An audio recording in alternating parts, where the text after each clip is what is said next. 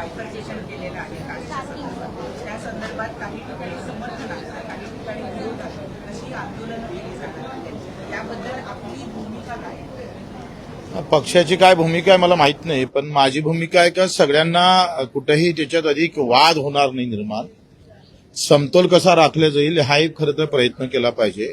कारण की आरक्षणाच्या नावानं पहिलेच ओबीसी मराठा महाराष्ट्रात भांडणं सुरू झाले. आता पुन्हा एससी एससी मध्ये अधिक पुन्हा वाद निर्माण होऊ नये, सगळ्या दोन्ही तिन्ही गटांना एकत्रित बोलावून महाराष्ट्र पुन्हा जातीच्या नावानं पेटू नये एवढा खरं तर अपेक्षा आहे. परंतु त्यांना पण त्याच्या पूर्वी तुपकरांनी आंदोलन केलं, त्यांनी बरेच दिवस आंदोलन केलं, त्यांच्याकडे कोणी गेलं नाही. ही खबर मात्र आंदोलनाचा एक बदलाव करण्याचा प्रयत्न करतात, त्यांच्याकडे ते मागणी म्हणजे त्यांना ते वेळ दिली जाते. कसं आहे मला वाटतं त्यांच्याकडे पण महाजन गिरीश महाजनजी गेले होते तुपकरांकडे, आणि इकडे पण गिरीश महाजनजी गेले होते. त्याच्यानं कोणी कोणाकडे गेलं नाही असं म्हणणं चुकीचं आहे. काल रात्री उशिरा अनेक वाडेकरी जे आहेत ते उपस्थित नव्हते सभागृहामध्ये. 12 वाजेपर्यंत त्यांना कारणे दाखवा नोटीस आता बजावण्यात आलेली आहे. महाराष्ट्रातनी देशाचा रोग आहे. अधिकारी म्हणजे संसर्गजन्य रोगासारखा विषय आहे. तर काही 10% बिचारे अधिकारी सोडले तर 80-90% तर मौज माझ्या और कमाई में लगे हुए आहे सर. पण मग हाच आरोप आपल्याला आमदारांवर नाही करता येणार का? सभागृहामध्ये 20-30 आमदार असतात, बाकीचे कोणी आमदार विरोधकातले कुणीच उपस्थित नसतात. काय झालंय का सभागृहातला जो गरिमा आहे ना तो कायम एकदा सुरू झाला. मी सभागृहात बोलल्यानंतर त्याचे परिणाम खालपर्यंत गेले झाले तर मग त्याला महत्व प्राप्त होईल. सभागृहातून नेहमी मंत्रालय चाललं पाहिजे, मंत्रालयातून सभागृह चालता कामा नये. तो आपल्याला बदल करावा लागेल. त्या सभागृहातून मंत्रालय चाललं पाहिजे. मला अजूनही आठवतं बीटी देशमुखांनी एक एसटीवर फक्त तारांकित केला होता आणि ते इथं सभेत बोलले होते फक्त, तर त्याचे परिणाम त्या गावातल्या आमच्या गावच्या बेल्लोऱ्यातल्या एका एसटीच्या वेळेवर पडले होते.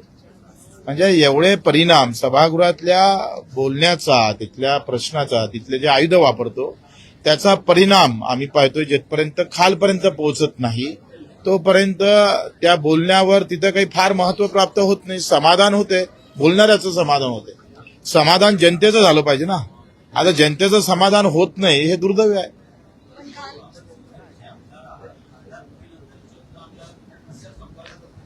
माझ्या शिवसेनेच्या पक्षाचे 14 आमदार शिंदेच्या संपर्कात असल्याचं बोललं जातं. आता शिवसेनेच्या संपर्कात राहणार ना.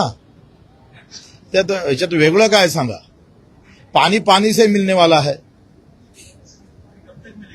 हा जेथपर्यंत पूर्ण त्याला काय म्हणतोय त्याचा एकत्रित होणार नाही, त्याचा सगळे रंग रूप त्याची चव घेऊ एकत्र झाली का होऊन जाईल सगळे एकत्र. उपसभापती संदर्भामध्ये अर्ज भरला जाणार आहे अशी माहिती मिळत आहे. काय उपसभापतीसाठी अर्ज भरला जाणार आहे. हा. अनेक जण इच्छुक आहेत, तसं नीलम गोऱ्हेंचं नाव पुन्हा मोठ्या प्रमाणात चर्चेला जात आहे. काय सांगणार? त्या वरिष्ठ आहे, त्यांचा विचार झाला पाहिजे. पण पक्षाने काही अशी भूमिका घेतलेली आहे, अनेकांनी इच्छा व्यक्त केलेली आहे, पण नीलम गोऱ्हेंचं अनेकांनी इच्छा व्यक्त केली, मला माहित नाही कोणा केली. तर तुमच्याकडे यादी असेल तर मला द्या, मी त्याचं शिफारस करतो.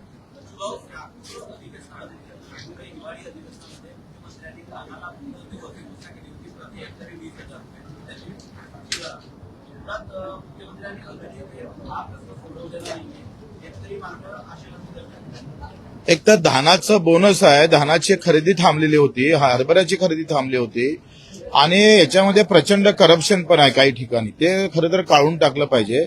ज्याच्या घरी आमची तर ज्वारी ज्याच्या घरी नाही आहे, ज्यानं ज्वारी पेरलीच नाही त्यानं नोंद केली आणि ते ज्वारी व्यापाऱ्यानं विकली शेतकऱ्याच्या नावानं. हे जे करप्शन वाढत चाललं आहे याच्यावर नियंत्रण ठेवणं फार गरजेचं आहे. कापसाचे, धानाचे पैसे, ज्वारीचे पैसे आणि हरभऱ्याचे पैसे अजूनही भेटले नाही शेतकऱ्याला, ते व्याजासहित सरकारनं परत केले पाहिजे.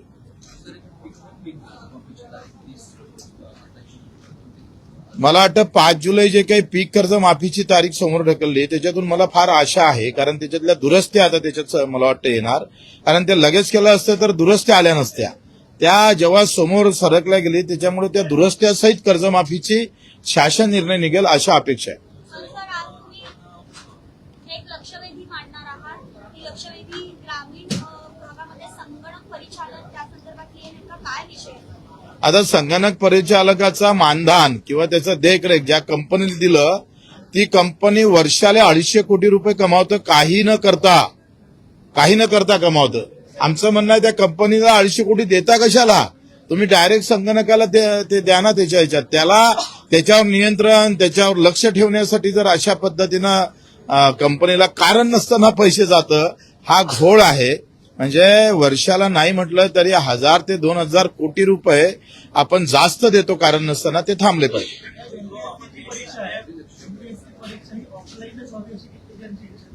मी कालच ऑफलाईन बाबतीत बोललोय. केंद्रीय लोकसेवा आयोग सुद्धा ऑफलाईनच परीक्षा घेतं. 12 लाख विद्यार्थ्यांची म्हणजे परीक्षा दरची, आणि 10वी ते 12वीचे दरवर्षी ज्या परीक्षा होते त्या ऑफलाईनच होते. ऑनलाईन मध्ये प्रचंड गोंधळ होण्याची शक्यता आहे. प्रत्येक ठिकाणी हॅक होण्याची शक्यता आहे सेंटर. कारण जीसीएस ज्या पद्धतीनं परीक्षा घेतं त्याचे 2च सेंटर आहे, ते सगळे खासगी सेंटर भाड्यानं घेतं. खासगी घेतल्यानंतर पुन्हा प्रॉब्लेम आहे. गरिबांच्या मुलाला, शेतकऱ्यांच्या मुलाला, कष्ट करणाऱ्याला, एखाद्या टॅक्सी चालकाला तुमच्या कॅमेरामॅनवाल्यांचे पोरं लागले पाहिजे ना नोकरीवर.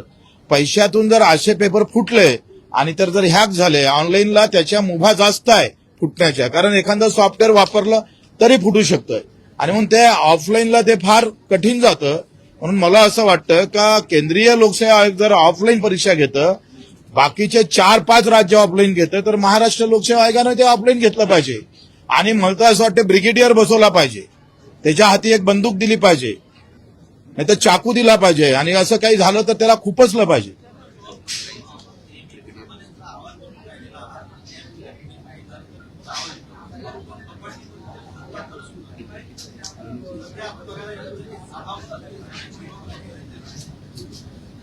आता विरोधी पक्ष नेतेचं तो मोठा प्रश्नचिन्ह आहे. ते तुम्ही काँग्रेसला विचारला पाहिजे, राष्ट्रवादीला विचारलं पाहिजे, उभाटाला विचारलं पाहिजे. हो, त्यांचा विषय आहे ना. आता मी सत्तेतला माणूस त्यांच्या बाजूने बोललो तर पुन्हा तुम्हाला असं वाटेल की आप सत्ते के साथ नहीं है.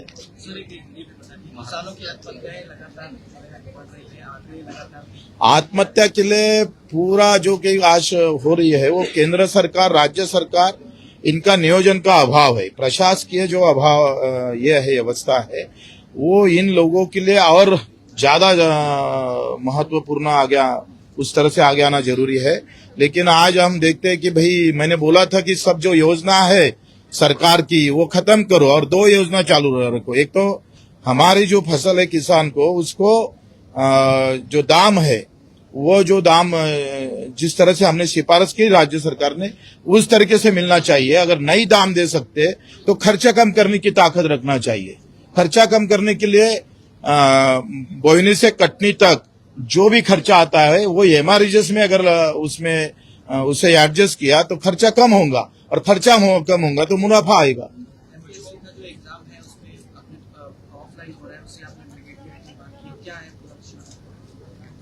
क्या वो तो ऑफलाइन ही होना जरूरी है. ऑनलाइन बोले तो खासगी कंपनी आएंगी, प्राइवेट कंपनी आएंगी, और प्राइवेट कंपनी पूरी माल जमा कर लेंगी, पूरी तरह से इसको सब खत्म कर देंगे. अब परीक्षा लेने के लिए अगर प्राइवेट कंपनी की जरूरत है तो फिर सरकार है क्या? हमारे अधिकारी क्या करते हैं? लोक सेवा आयोग क्या करता है? क्या जरूरत है उसकी? और केंद्रीय लोक सेवा आयोग अगर ऑफलाइन परीक्षा लेती है, हमारी 10वीं 12वीं के पेपर 16-17 लाख स्टूडेंट का परीक्षा जो है वो ऑफलाइन होता है, तो ये क्यों नहीं? ये तो फिर और खासगी कंपनी का बड़ा होगा. ठीक है. पॉलिटिकल प्रश्न आहे. ठाकरेंचं स्टेटमेंट आहे, ते म्हणाले की देवेंद्र फडणवीस देशाला पुढे झाले तर आम्ही पाठिंबा का देऊ नये. कुठेतरी एक वेगळ्या नवीन राजकीय आगळी आपल्याला दिसते या स्टेटमेंटमध्ये. उद्धव साहेबांचं महाराष्ट्रावर प्रेम आहे, महाराष्ट्रातल्या माणसावर प्रेम आहे, हे ते दिसून येतं. त्याच्यानं असंच प्रेम ते शिंदे साहेब